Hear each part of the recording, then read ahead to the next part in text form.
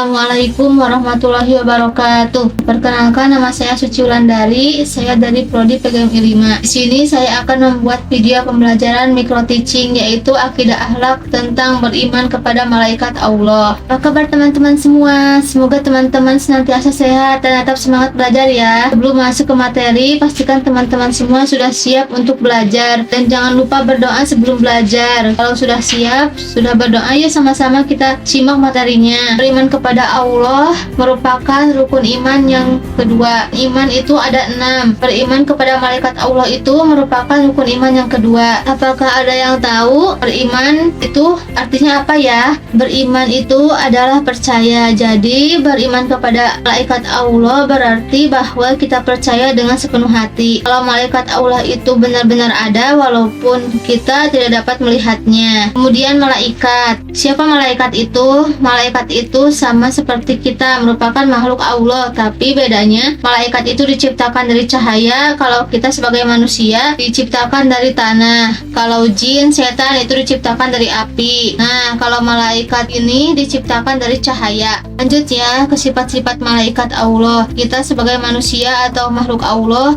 memiliki sifat bagi itu pun dengan malaikat Allah. Lalu apa saja sih sifat-sifat malaikat Allah itu?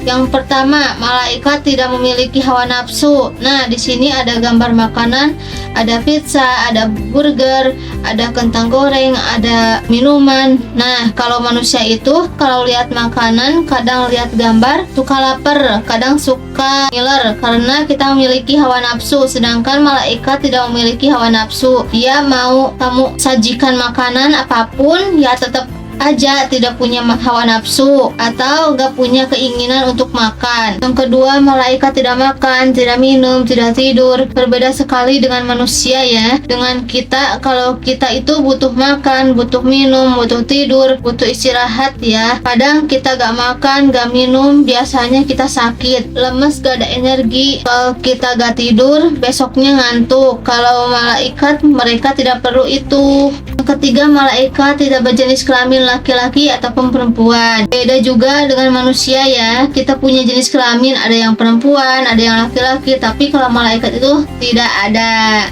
Lalu yang keempat, malaikat adalah makhluk gaib atau tidak dapat dilihat oleh manusia. Apa itu makhluk gaib?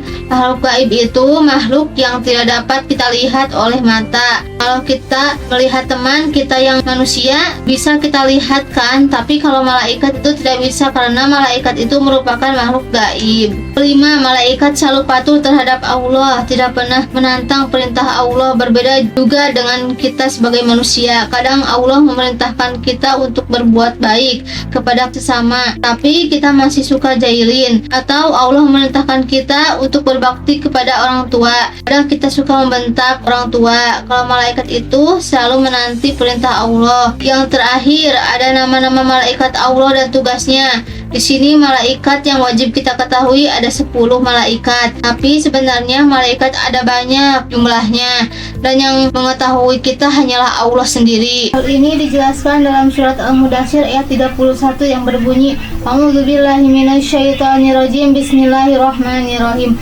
Wa ma ya'lamu junuda rabbika illa huwa. Shadaqallahul adzim.